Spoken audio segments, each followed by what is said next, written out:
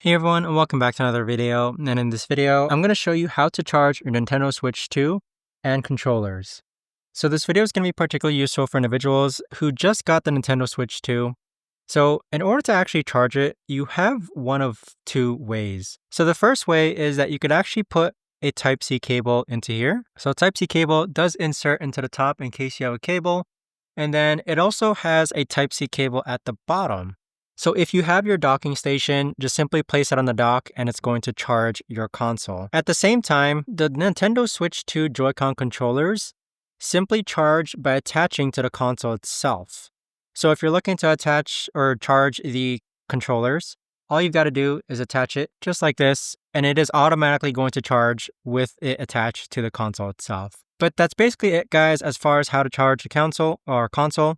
You have to put the Type-C cable into there, and then the Type-C cable into there.